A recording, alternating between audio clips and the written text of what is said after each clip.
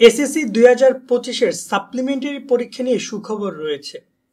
ইতিমধ্যে ইঙ্গিত পাওয়া গেছে তোমাদের সাপ্লিমেন্টারি পরীক্ষার, অর্থাৎ তোমাদের এসএসসি পরীক্ষা দুইবার হওয়ার কথা হচ্ছে। একবার তো পরীক্ষা অলরেডি হয়ে গেছে, তোমরা রেজাল্ট পেয়েছো, কিন্তু যারা ফেল করেছো, যারা রেজাল্ট খারাপ করেছো, যাদের রেজাল্ট প্রত্যাশা পূরণ করতে পারেনি, তাদের একটা সাপ্লিমেন্টারি পরীক্ষার দাবি দীর্ঘদিন ধরে চলছিল। এটা এসএসসি 25 না, এর আগে থেকেও দাবি চলছিল। বিশেষ করে এসএসসি 25 ব্যাচের শিক্ষার্থীরা এটা নিয়ে পরিশ্রম করেছে, সময় দিয়েছে, কমেন্ট করেছে, কমেন্টের ঝড় আমরা দেখেছি সাপ্লিমেন্টারি পরীক্ষা চাই বলে। তোমরা কারা কারা সাপ্লিমেন্টারি পরীক্ষা চাও কমেন্টে অবশ্যই আরেকবার জানাতে পারো, যাতে করে শিক্ষা মন্ত্রণালয় যারা যদি কখনো তাদের চোখে পড়ে তারা ভিডিওগুলো দেখতে পারে যে কী পরিমাণ স্টুডেন্ট সাপ্লিমেন্টারি পরীক্ষার দাবি করছে। এক্ষেত্রে নতুন করে সুসংবাদটা কি হতে যাচ্ছে তোমাদের পরীক্ষা নিয়ে সেটা বলবো। ইতিমধ্যে শিক্ষার্থীরা আন্দোলনের ঘোষণা দিয়েছে, তারা আন্দোলন করবে।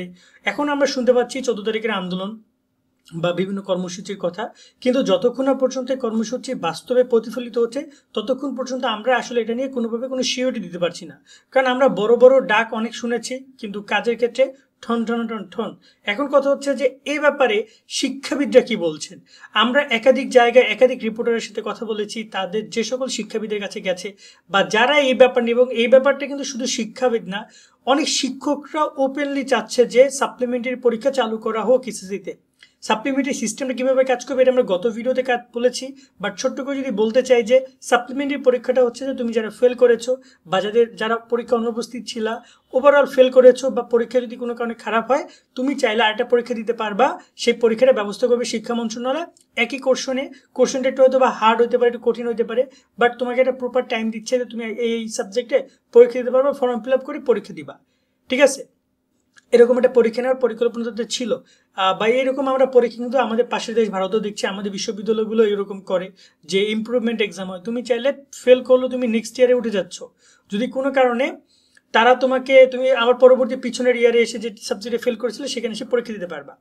এখন পয়েন্টটা ক্লিয়ার হই যে এভাবে শিক্ষাবিদরা কি বলছে। শিক্ষাবিদরা বলছে যে অকৃতিকার্য শিক্ষার্থী, বিশেষ করে যারা ফেল করেছো তাদের ব্যাপারে বলেছে যে তাদের একটা বছর নষ্ট হয়ে যাচ্ছে, একটা বছর নষ্ট হয়ে যাচ্ছে। এক্ষেত্রে অনেক শিক্ষার্থী ঝরেও পড়ছে। আবার অনেক শিক্ষার্থী দেখা যায় যে এই একটা বছর সে আবার স্কুলে যাবে, কলেজে যাবে, তার পড়াশোনার জন্য আবার বাইরে যাওয়া, তার বই খাতা কেনা, তার যে আর্থিক খরচ সেটা হচ্ছে, মানসিক টর্চারও হচ্ছে। তো এই একটা বছরকে লাঘব করার জন্য অবশ্যই তাকে আরও একবার পরীক্ষা দেওয়ার সুযোগ করে দেওয়া হোক। এক্ষেত্রে তারা আরও একটি পরীক্ষা নেওয়ার পরামর্শ দিয়েছে।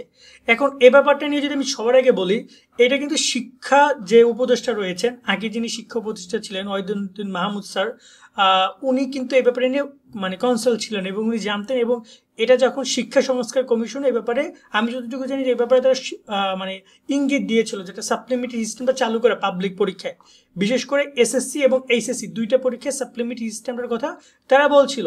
কিন্তু লাস্টে এসে তারা পুরো ব্যাপারটা এলোমেলো করে ফেলে, শিক্ষা উপদেষ্টা চেঞ্জ হয়ে যায়, তখন অনেক আন্দোলন এসবের মাধ্যমে এগুলো সব ধামাচাপা পড়ে যায়। তারা এই মুহূর্তে আর শিক্ষা ক্ষেত্রে তেমন কোনো চেঞ্জ আনতেছে না। চেঞ্জ আনতেছে তোমরা জানো না যে আবার নতুন শিক্ষাক্রম চালু করছে। শেখ হাসিনা যেটা চালু করছিল তো বাদ দিছে, এখন আবার নতুন শিক্ষাক্রম চালু করছে, যে শিক্ষাক্রম শুরু হবে 2027 সাল থেকে, অর্থাৎ আগামী বছর থেকে 26-এর পর থেকে শুরু হবে। 27 সাল থেকে যারা ক্লাস 6-এ উঠবে তাদের নতুন বই তারা পাবে। তো এক্ষেত্রে যাক সে ব্যাপারটা আলাদা, বাট এই সাপ্লিমেন্ট সিস্টেমটা তারা ধামাচাপা দেয়। বাট এই মুহূর্তে শিক্ষার্থীদেরকে একটু হলো আমার মনে হয় যে এই পয়েন্টটা ক্লিয়ার করা উচিত, কারণ ফেল করেছে 1 লাখ 2 লাখ না, 6 লাখ শিক্ষার্থী এসএসসিতে।